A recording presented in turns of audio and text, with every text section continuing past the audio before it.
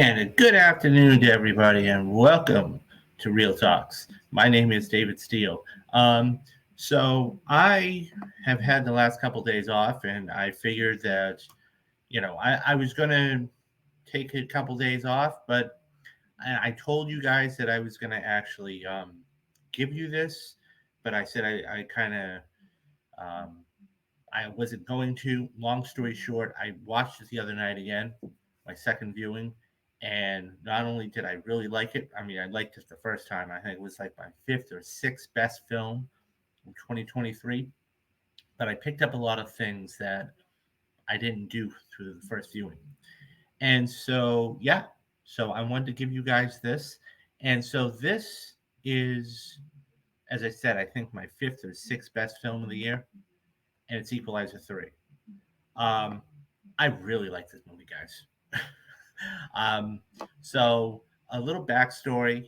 Um, Hello, Dadpool. How are you? A little backstory about the film. Okay, is that once again this is Denzel Washington reprising his role as Robert McCall, and so this is so. Let me even backtrack further. So, anybody who's not familiar with this is based off of a 1980s um, television show, and it was called Equalizer, and it starred Robert Woodward, and it's the same premise. He basically goes around to certain areas and basically settles the score, equals the score, and so this we have Denzel Washington, who first came into this role in, I would say, 2016. And the first one was very good. I liked the first one. It took me a couple of times to warm up to it, but I really, really enjoyed it after the fact. Um, so, yeah, once again, he's coming back, reprising his role as Robert McCall. And I took a lot of notes, and I want to go through some of this stuff with you guys because I think it's fascinating to actually sitting down and watching a movie multiple times, especially this kind of film, because this is an action movie, right? This isn't your Poor Things or your Oppenheimers or no. This is an hour and 46 minutes, but it picks up, right? You have three distinct acts, and we'll talk about that in a couple minutes. But it's like there are three distinct acts, and then it all just so anybody who isn't familiar with this, okay, 20 years ago, Denzel Washington starred in a little movie called Man on Fire, okay, and that is a very, very, very young Dakota Fanning off to his left as a 5 or 6 year old, I believe, 7 year old.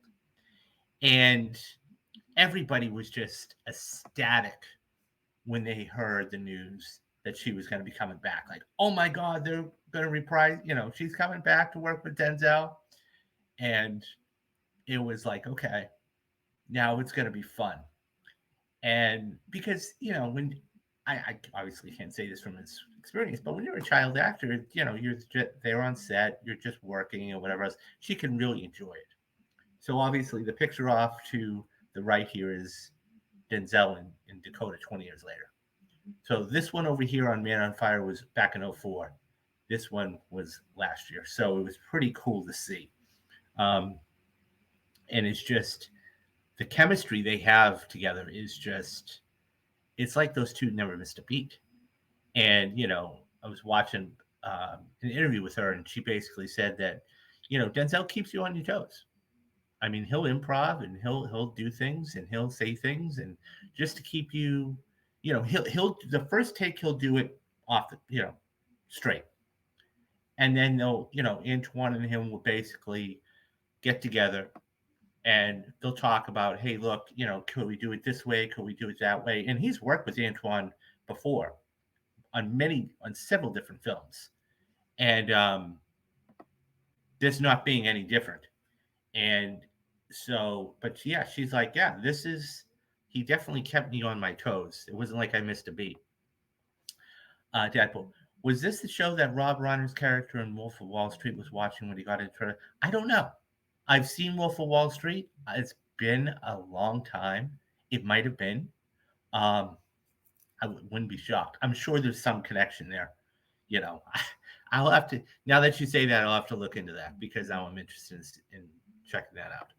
But yeah, so this is, like I said, this is the first time that Antoine and Denzel have worked together.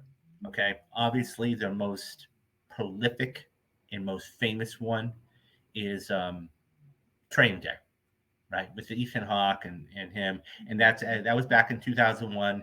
And he actually won his second Academy Award for Training Day. His first, by the way, came as Best Supporting Actor in 1989's Glory. But yeah, so they've gone on and they've always wanted to work together. They've, but it was just what was the material? What was it going to be? And so they finally came up with this and said, okay, let's do this. And then you had the first one, and that was really good. It was a really solid start. The second one was okay.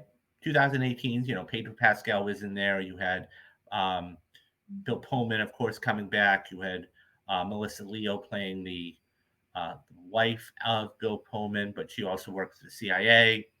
She gets murdered. Okay, now what is the third one going to be? And once again, you can kind of track this to what what James Gunn said, right?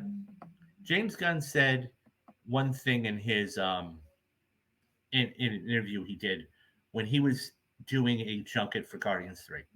He said that the first one was about the mother, the second one was about the father, and the third one's about them. You could really pretty much say the same thing here, right? The first one was about, well, the second one was clearly about the mother. Okay. Now, we don't know any backstory about McCall except we know he was married, we know his wife passed away, and we know he worked with the CIA. That's all we know about him. But the third one, the first one was okay, establishing the character. He maybe had just gotten out of the CIA. This one is more of, okay, this one was about him, okay, and him finding peace with everything he's done. And he actually goes back to that. And I'll talk about that in a couple minutes too. So, yeah, so one of the, there's so many good things about this movie, okay? The lighting. And this goes all the way back to cinematography. So, it was actually fascinating watching this again. So, Richard Rodriguez, okay, who's an acclaimed 3-time Academy Award winner, has worked with Martin Scorsese, he's worked with Quentin Tarantino, and now he's worked with Antoine. And this was just a um, fantastic, fantastic job lighting and everything else. I'll just give you a little backstory about this guy. Okay, as I said, he's worked with. So he, he's worked with, as I said, um, Antoine, and so he's won the 3 Academy Awards. Okay, and he's had 7 nominations, which is incredible. Okay, he's so some of the films that he has done. Okay, he started really his first Oscar was on JFK. That was all the way back in 1991. He then his second and third came with The Aviator and Hugo. That was directed by Martin Scorsese, of course. So that actually garnered him 2 BAFTA nominations. Prior to regularly collaborating with Oliver Stone and Quentin Tarantino, he has served as an apprentice shooting second unit on Repo Man, which was like a little television series for PBS and BBC. So his work actually led him to work with Oliver Stone on films like Platoon, Born on the 4th of July. He did Wall Street, The Doors.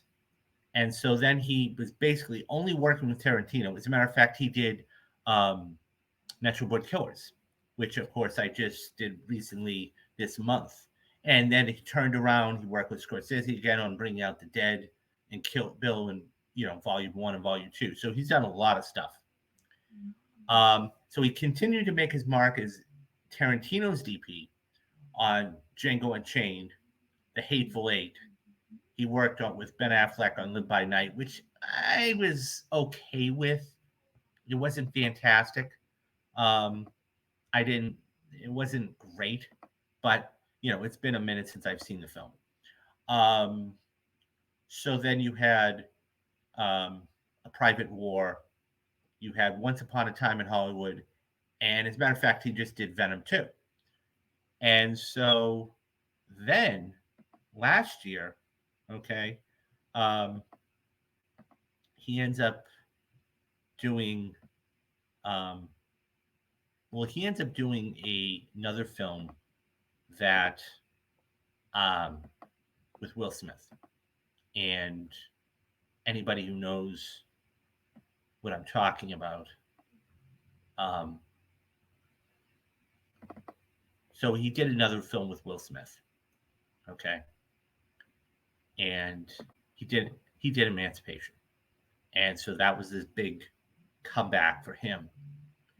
And then, of course, I mean, I didn't even realize this until after the fact, but he ended up doing a film that I just talked about the other day, and that was Air, and that was fantastic. Um, and you could really see his, style. So he just did Air the other day. Well, not the other day, but that was the last film before Equalizer 3. This guy's prolific. He's unbelievable. And he just, 3-time Academy Award, he is so good at his job. Um, I can't wait to see what he does next. But Richard Rodriguez has a lot to do with why this film is so good. And let me backtrack a little bit, and I'll go back to Dakota in a minute. So, um, basically, one of the reasons why he was so good, okay, is I noticed this early on. There were a lot of shots of silhouettes. This one is probably the most prevalent right here. This is incredible. So there were 9 shots of silhouettes, and it was just fabulous. It's a completely dark room. Now that's Robert in the background. This is at the end of the movie. And all you're seeing, that light that you're seeing, is by the tablet. So the bad guy's looking at the tablet at this point, and he's trying to find out why are all these guys down.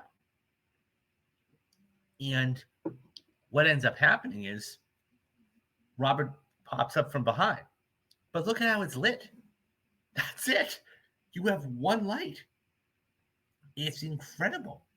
And so there were 9 shots. This is another shot here, guys.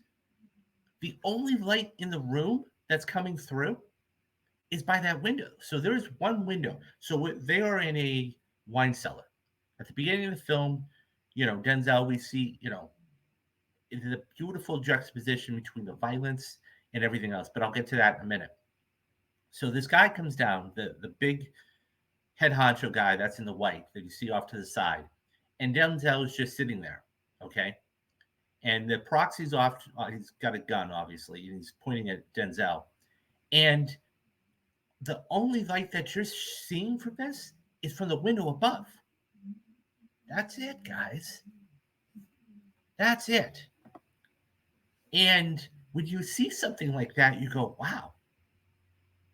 And then, of course, you had this shot later on, and there were 9 shots. I counted. There were 9 shots of the silhouette. It was incredible, but they all worked so well. And that's what makes it good. When you have a cinematographer that can do that, forget about it. Now, I wanted to go back, and I said I was going to touch on Dakota in a minute. So I didn't realize this, okay? But Dakota Fanning's been around the block, right? I didn't realize this until the other day. We're actually doing my research for this movie. Check this out, guys. That is Dakota Fanning in Once Upon a Time in Hollywood. Now, anybody who's seen Once Upon a Time in Hollywood knows it's a Tarantino film about, Brad Pitt ends up winning a Best Supporting Actor Academy Award. Part of it is based on the Manson murders, but, not too much. But that she plays Squeaky. I didn't realize that. Now, obviously, everybody knows her from Twilight, okay? I mean, she's one of those child actors that it was like Kristen Stewart, Robert Patterson, but she's been working for the last 20. But I didn't realize that. That was pretty cool. And she had that whole exchange. That was very cool to see. I was blown away. And as a matter of fact, I believe um, that is turning 5 this year, guys. So look out later in the year. I will be doing Once Upon a Time in Hollywood for one of my retrospectives. So go check those out. And if you haven't already, go check out the ones that are already up. This week we have 2 more coming up, and I'll get to those at the end of the show. But yeah, I couldn't believe she was in a Tarantino. I said, that's cool. That's really, really cool. So yeah, but like I said, she's been working for years, and this is probably one of the best scenes in the film, right? And by the way, I got to say something else about this too, because it was really important. The amount that she's in the film is not overwhelming, right? Everybody wanted to see Dakota back with Denzel, and it's like, oh my God, I can't believe it. But she only appeared. Now, she popped up as a supporting character, obviously, but she was only in the film like 10 minutes, 10 every 10 minutes. So it wasn't like it was a major. So I wrote this down. We see we see her first appear at the 22-minute mark. Okay. Then she comes back at 37 minutes. So 15 minutes. 15 minutes goes by before we see her again. Then 44 minutes. Okay. Then 57 minutes. So she's sprinkled in just enough that she's important, but it's not overbearing. Then an hour and seven minutes, and then an hour and 17 minutes. And that hour and so that's like the finale, like, you know, and then of course we have the end of the hospital scene. But it was just really good. Um yeah, crazy. I know. I mean that I couldn't believe when I saw this. I went, I know that movie. That's Once Upon a Time in Hollywood. It's a phenomenal film. I wouldn't even call it so much a cameo either, right? Like a cameo for me is like somebody that comes in during something that I don't know. Pick any cameo you want, right? That's not a cameo to me. I mean, yeah, she's only got a couple of scenes, but yeah. So yeah, it was really fascinating to see that. But she's sprinkled in just enough in this film that it's not overbearing to her. And I think that's so incredibly important. Um, but yeah, so I talked about the silhouettes, the lighting, 3-time Academy Award winner. So once again, this is not the first time that Antoine and Denzel have worked together. And I think that's incredibly important to um, talk about because when you familiarize yourself with um,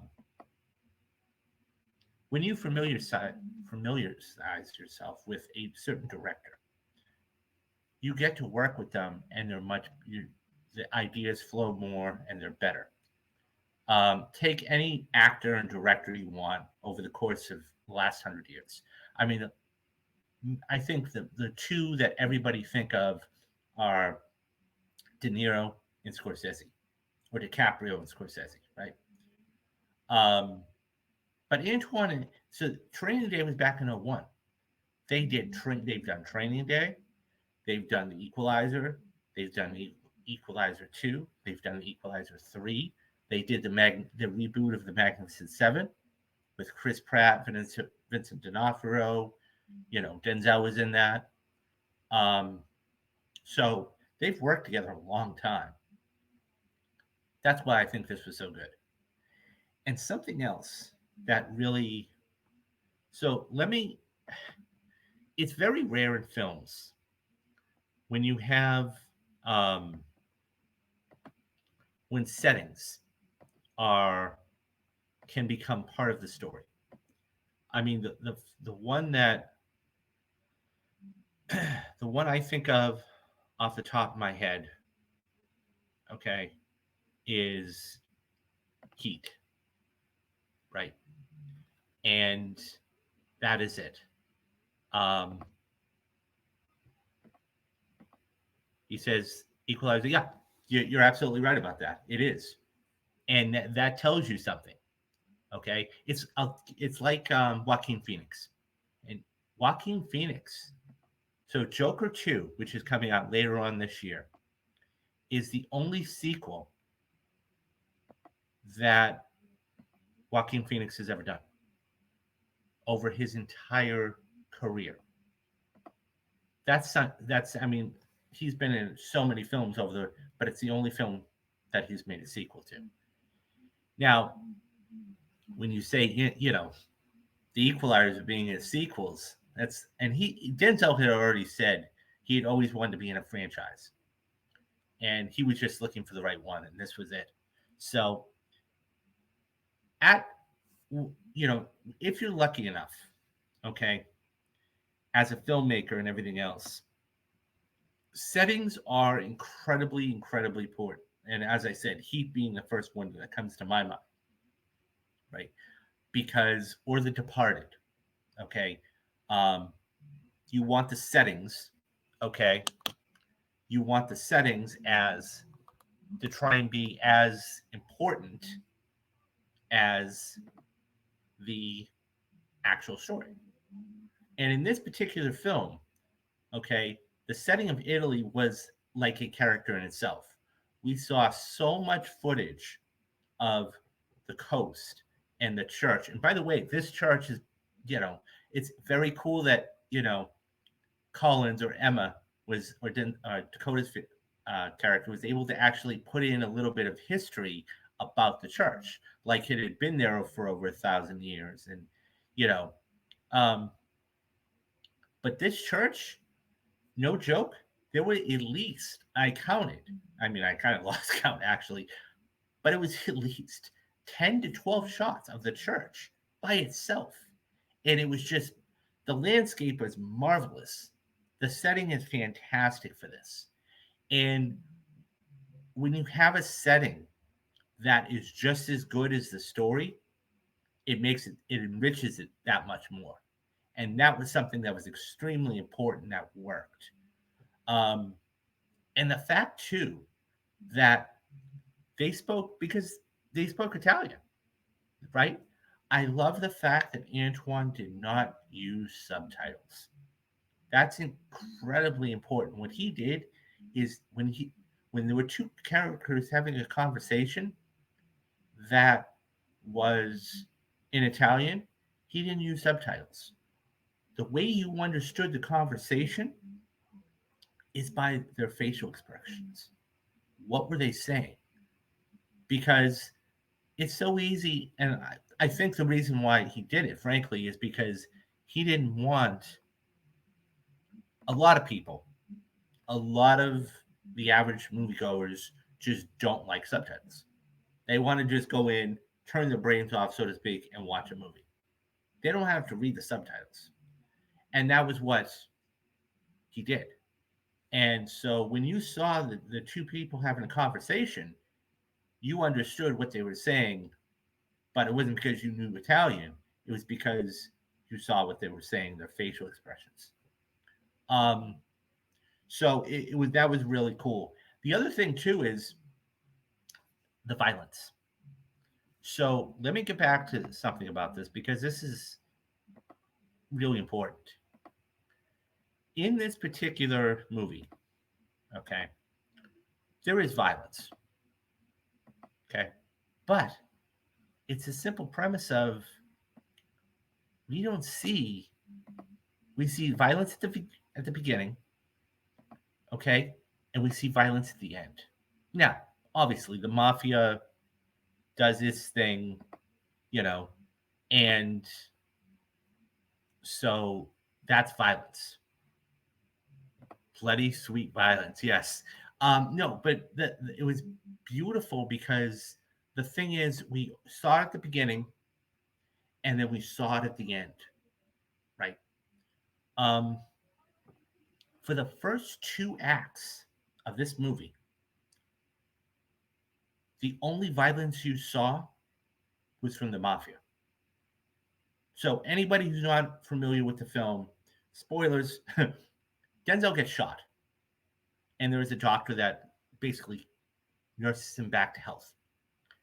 And so he watches the mafia basically try to tear this town down in so many different ways. There's even one shot, okay, and I'll talk about this right now, where basically the church that I was referring to, okay, and that's how we rehab, by the way. And that was beautiful. He walked these steps, right? That when he got to the top, he knew he was completely and totally back. Um, but there was one scene in particular where he saw this act of violence going on, and he knew he was still in the king, and he couldn't do anything.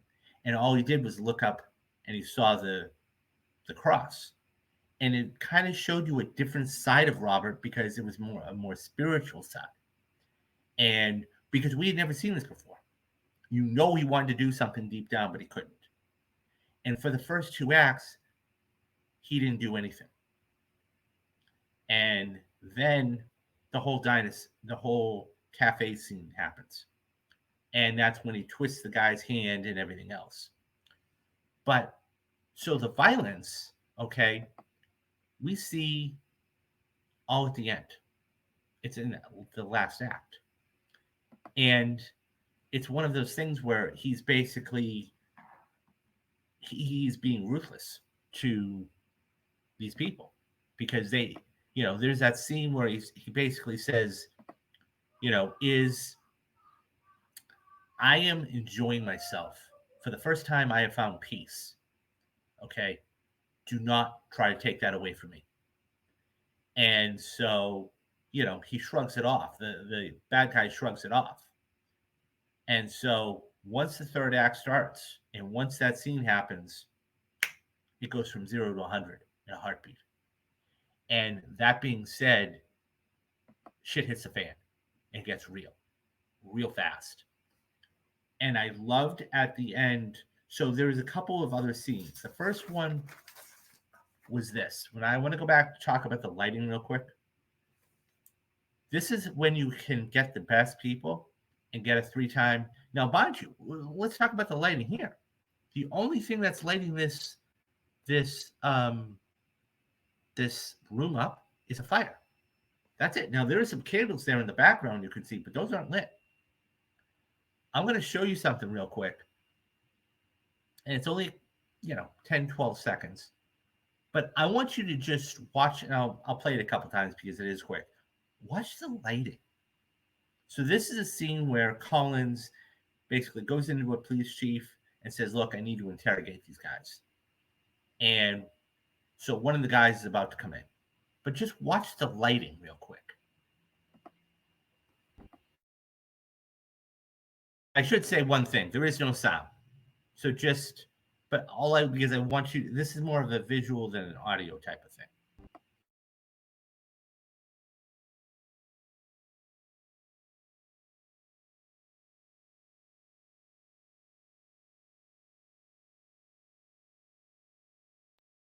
So how they get that effect, and by the way, it's completely black background, and the only thing that is lit is her face. Okay, kind of like um, the silhouette scene. Okay, going back to this. Okay, completely black. The only thing that's lit is their face. Now, that being said, let's go back to this real quick.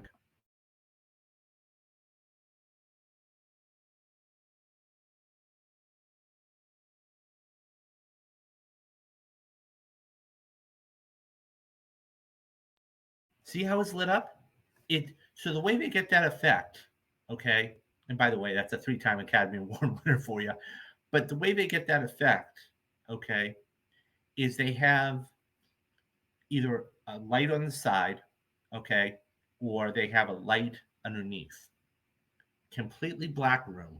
Now, this one's a little different, but completely black room, and they have a light underneath, or they have one light overhead,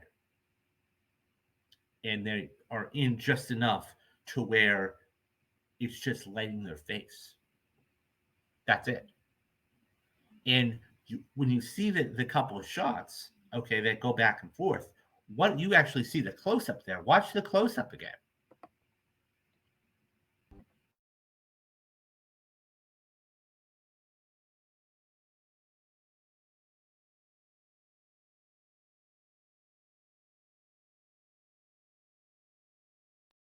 So you see how there was that, I won't say wide shot, but shot because it's a single shot. It's like this shot here with me right now. But so you have this shot, and then you have the shot in like this. So the whole face, almost the whole face is covering it.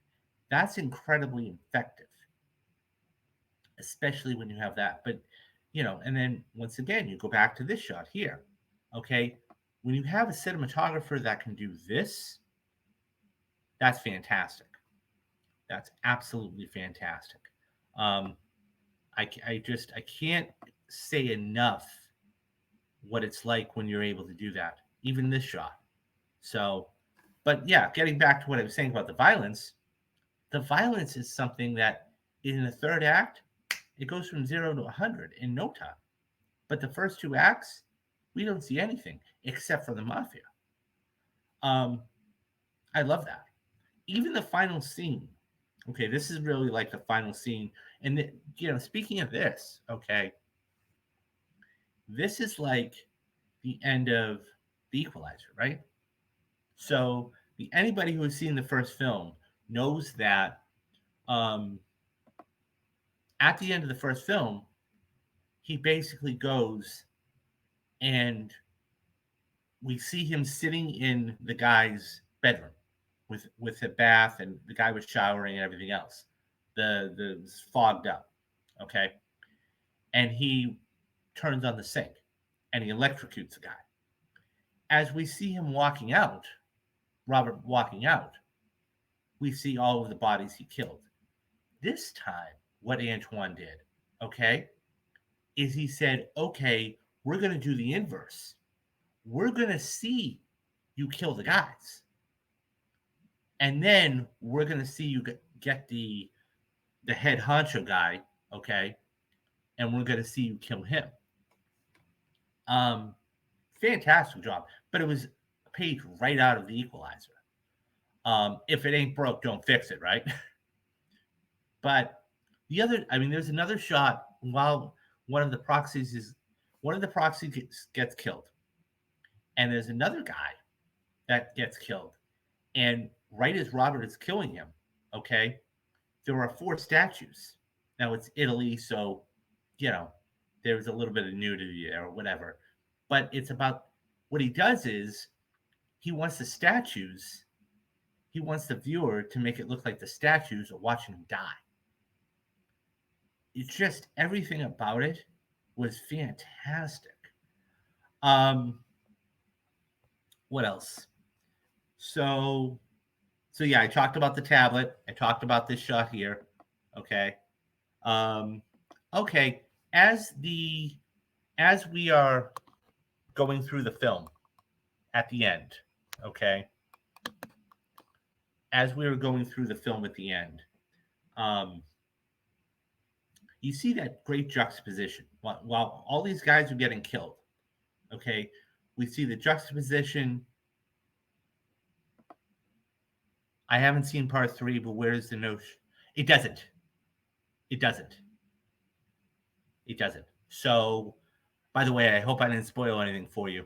Um, I should have put spoilers in the headline, but no, it doesn't. There is no relation in any way, shape, or form So, um, okay, thank you. But yeah, there's no relation in any way. But I think there's something that they can do, and I'll get to that in a minute. So, as I said, the juxtaposition there between the ceremony that they're having, okay, and the death of the final big boss here. This guy, he gets his pills. Robert feeds him his own pills, okay, and that's the stuff that's coming out of his mouth, okay. And he says, "You have 6 minutes." And by the way, I love it. At the very beginning of the film, he's like, "You have 9 seconds." At the end, he's like, "You have 6 minutes before you're dead." And you see this guy stumbling and going out and everything else, and eventually he dies. But you see the juxtaposition between life and death. And that's so incredibly good because what it did was it made me remind me of The Godfather. So anybody who's seen The Godfather knows that at the christening, so Michael orders the the the head of the five families, he orders their murders, but he's going to be christened the Godfather to somebody else's um, daughter.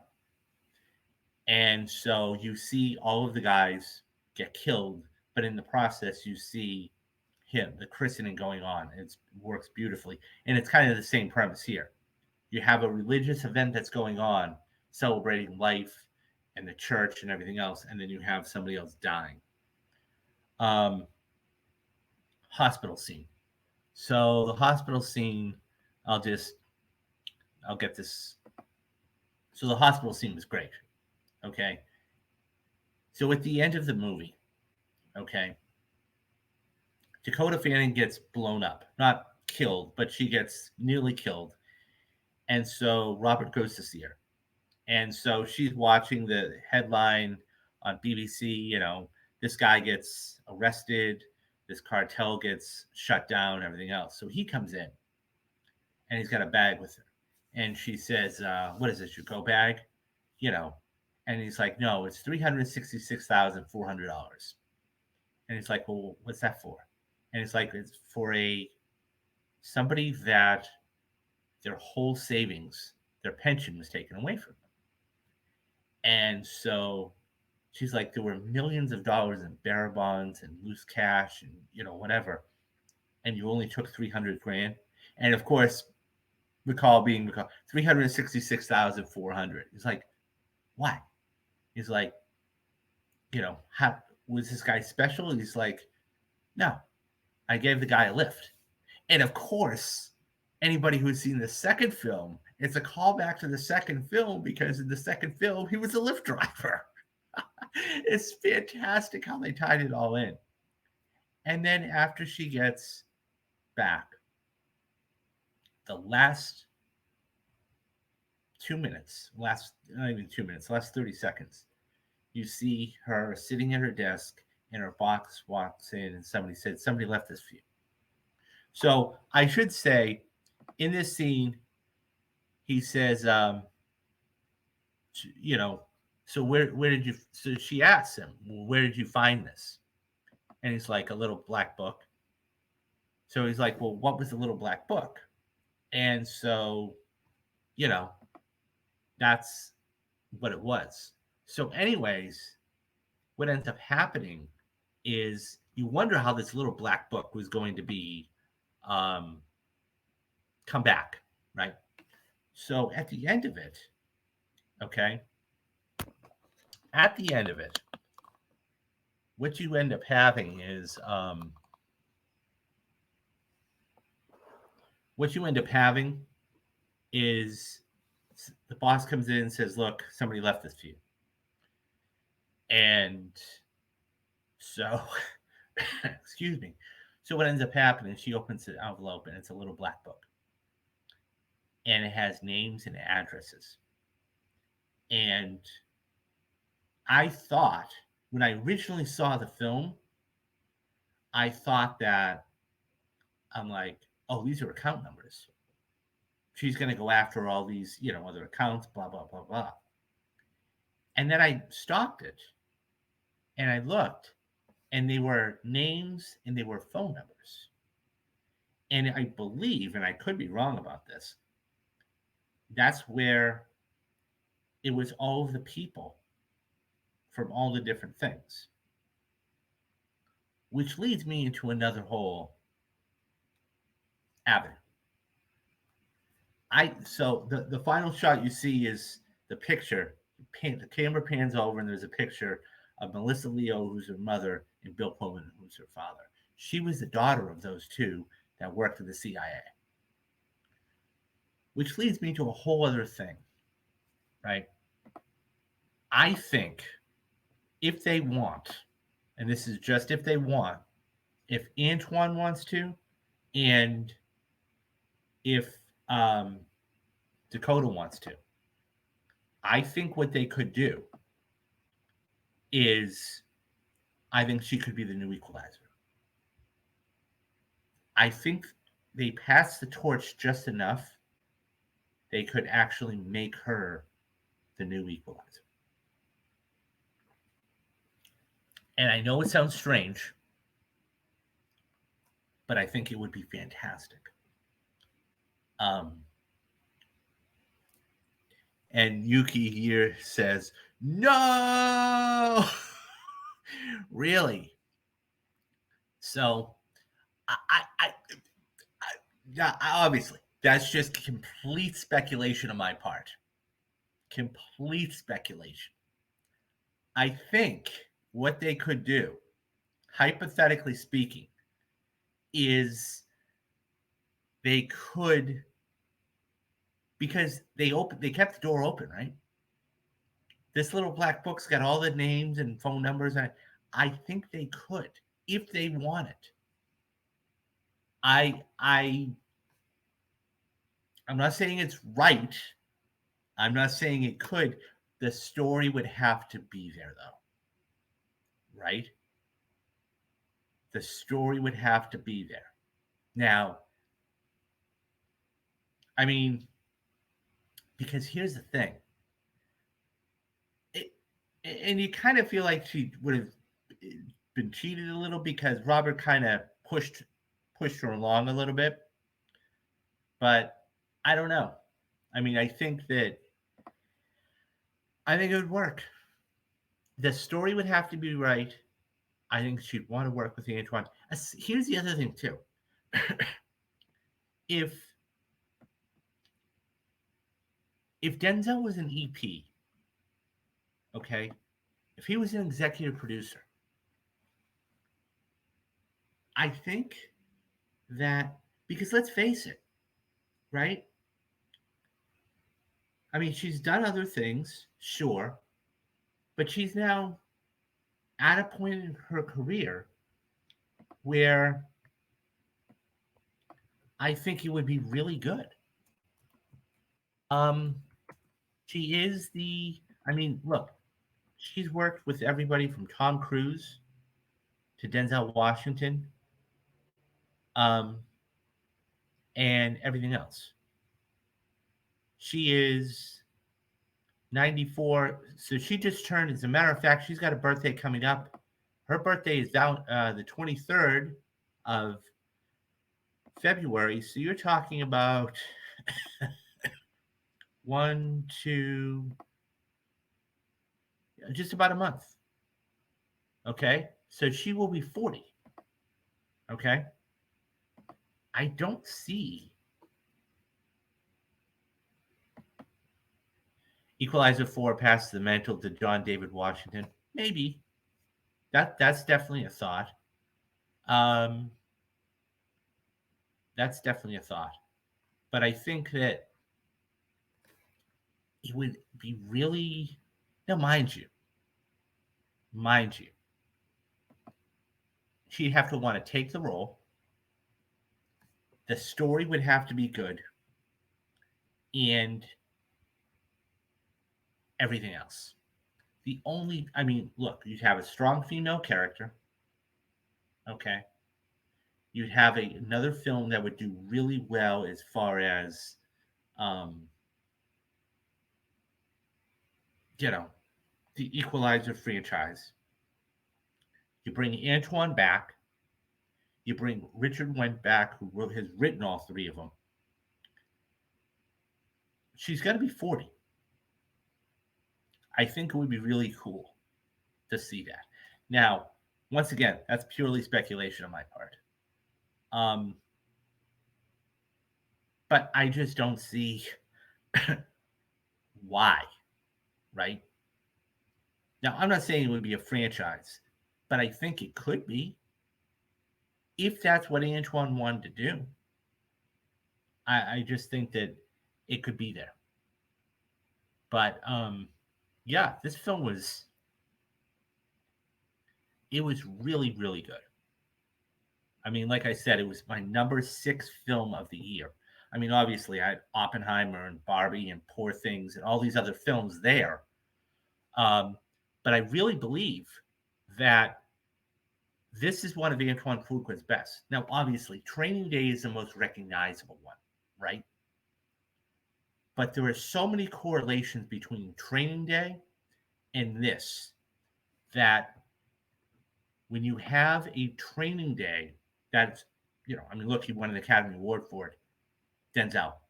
When you have those two types of things and you're able to put them in another film, like the final confrontation at the piazza, right?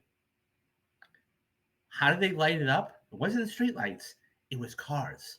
They got the cars all around, turned the headlights on, and that was how they lit it up. Fantastic job. Going back to the lighting is so key in this movie, guys. I cannot express that enough. When you have things like this, okay, or go back to the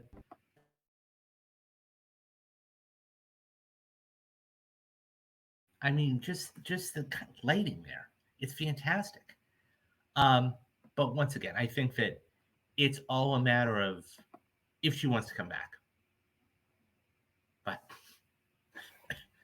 because I think that if she wants to, and Denzel's going to be an EP on it.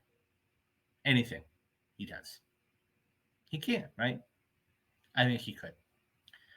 But yeah, that is the Equalizer 3. I loved it. Like I said, my fifth, right around my fourth or fifth best film of the year. I mean, obviously Oppenheimer and Barbie were 1, 2, and then there were a couple of others, but this was right up there. So I think that this was a good movie. I really do. And I'll be honest, I think it's his second best to the franchise for Antoine. I love the Equalizer. That's kicked everything off.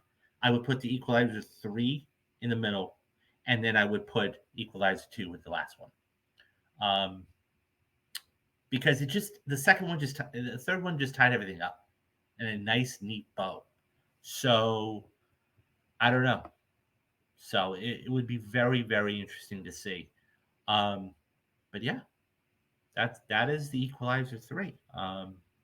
Had a blast watching it again, and I'm gonna sit down and watch another movie tonight.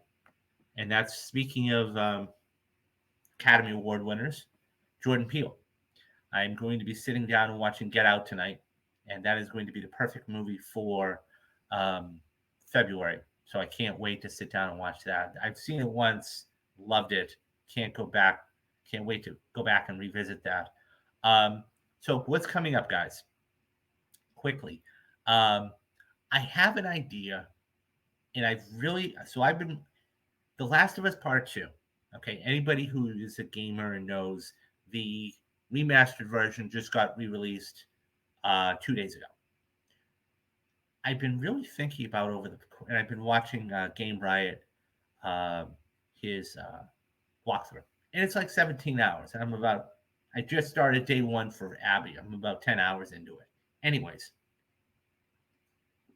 I think, and I started to really, yes, I am. Yes, I am, on Tuesday. So that's actually one of the things I was going to talk about. You beat me to the punch. So what I'm going to do, not immediately, okay, I'm going to come on and do a Oscar nomination um, show after probably afternoon sometime. I'll talk to Matthew Anderson. We'll come back. We'll talk about that. So we were definitely doing an Oscar show. You have no worries about that. But I've been really thinking about the episodes of The Last of Us Part Two and what could they do and how they could do it. And I'm considering what the episodes could be and everything else. I want to do a whole show in that, possibly. I'm still trying to figure out how I would do it. But nonetheless, so that's something. This upcoming week, there are two more retrospectives coming up for you guys. On Monday, tomorrow, we have Clear and Present Danger, 1994. Fantastic year for film, fantastic movie in general. I had a blast watching it again. I had seen it a couple times, but actually sitting down and dissecting it, watching it, so good. Then on Tuesday, Wednesday, and Thursday, you guys are going to be getting streams. Okay. Tuesday is going to be Guardians of the Galaxy 3. Wednesday is going to be Creed 3. And Friday is going to be Saw 10. Three more films that were on my, top 10 list for the year. Loved them, wanted to talk about them. Then starting in February. So then on Friday, okay, you guys are going to be getting another retrospective. That's a movie that's turning 40, another Harrison Ford classic, and that's Indiana Jones and Temple of Doom.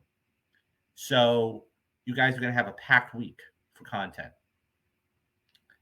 Then in February, I'm going to start sitting down and watching this other movies.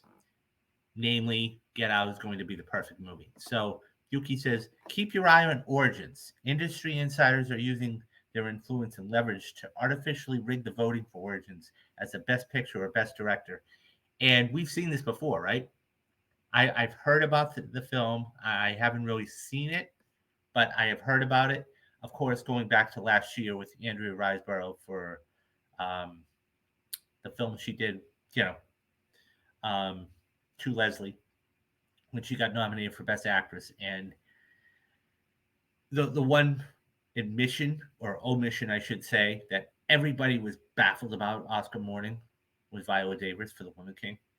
And it was like, how did you leave that out? I do think Best Picture is pretty much all set. To Leslie. That's what it was called. Thank you. To Leslie. But I think Best Picture is pretty much it's solidified.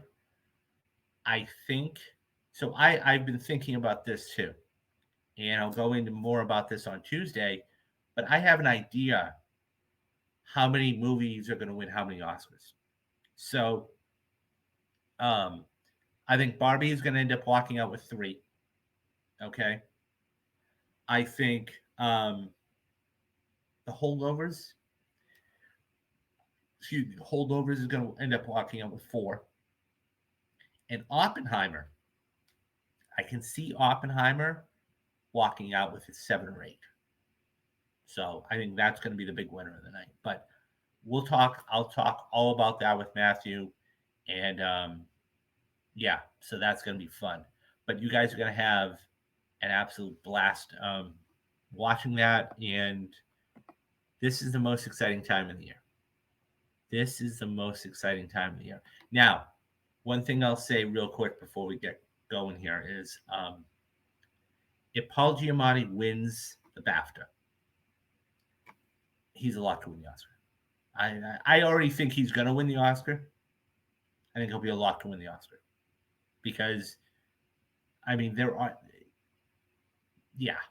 So, Best Actress, once again, if Emma Stone ends up winning for Poor Things, she will end up taking that for Best Actress, which, by the way, would be a second actor Oscar, Best Actress Oscar, and she's only 37. So that tells you something. But yeah, I can't wait for Tuesday. We got a bunch of stuff coming up for February, and that is going to be Black History Month. As I said, we're going to do Get Out, we're going to do 42, we're going to do The Butler, Black Panther, and everything else. In the Heat of the Night, Sidney Poitier, fantastic movies. Do the Right Thing. So when we talk, and then in the streams, what I'm going to do is I'm going to talk about Black filmmakers, actors, directors, like a Jordan Peele, like a Denzel Washington, like a Tyler Perry, like all these other fantastic filmmakers. In March, what we're going to do is we're going to do Marvel March. So what I'm going to do is take the 8 best Marvel movies. Now, obviously, it's subjective, but the 8 best Marvel movies, I think. And even if Black Panther is in there, I'm going to do it again. And um, yeah, and we're going to talk about 8 best Marvel movies that they have put together since 2008. Um, and yeah, I want to do. I'm going to do a poll. I think probably on Twitter. So guys, if you want to participate in the poll, head on over to Twitter. I'll put it up either today or tomorrow. I want to start watching a television series that I haven't seen before.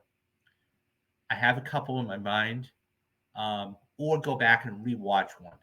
Um, so the one I was thinking about watching, and I'll have to talk to some people about it, is Breaking Bad. I've never seen Breaking Bad. So I know. So I'm thinking about doing like an episode by episode breakdown. Just a thought. Or maybe Dexter. We'll see. That's something else.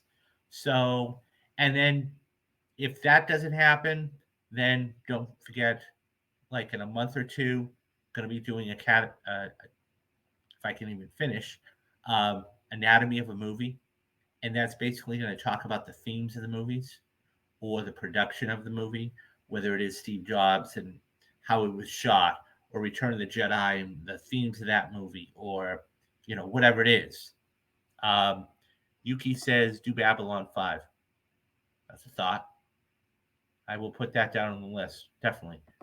Um, but yeah, so that's going to talk about like the themes of the production or something about the anatomy of a movie, making the movie itself. Um, yeah, so uh, The Shield. Yes, Michael Chiklis. Yeah, I'll have to. I'll definitely think about that. Those are two very good suggestions. So, um, but yeah, so that's what it's going to be. And so I should say, anybody who has made it to the end of the video, um, once you're watching this, um, once this is uploaded, I would say thank you. And the biggest thing I would say is that I'm trying to grow the channel. And the way I can do that is one of two ways. Number one, please hit that like and subscribe button, guys, if you haven't already. It tells me you're enjoying the content and all that. The other way, okay, and you know, is memberships. Now, oh, it's my pleasure, Dadpool. It's my pleasure. So, but my goal this year, okay, is to get 2,000 on the hashtag on the road to 2,000, okay, and 15 to 20 paid subscriptions. Now, as you can see right now, okay, and I'm going to bring this up full screen for you guys. It's free. Dadpool is a very loyal member, okay, and um, basically, I've made these memberships as absolutely as cheap as possible. So the first one is $2.99 a month. You can't even get a gallon of gas for under $3 today. The second one is $5.99 a month, and the big one, the director one, is $10 a month. You can't get all this content on, let's say, Netflix for $10 a month. You just can't. What it would do is two things. Number one, it would help me provide you with the best possible way to make content. Number two, it would help me out because I want to eventually do this full time. And number three, I'll be able to go out and get bigger and better things for the channel. So everything that basically that I get is going to go back. So you guys can get the best viewing experience. Anyways, but yeah, that's if nothing else, guys, and you made it to the end, please hit that like and subscribe button. I can't say that enough because that's what gets these things out. So that's going to do it for today. Um, so yeah, this was kind of an impromptu type of stream, but I wanted to do it because I said I was going to get it to you guys. Um, so do the three things that you got to do: be safe, be careful, and take care of yourself. Um, I will see you back on Tuesday, and we'll be talking all about Guardians of the Galaxy 3. In the meantime, take care of yourselves and have a good rest of the weekend, guys. Bye bye.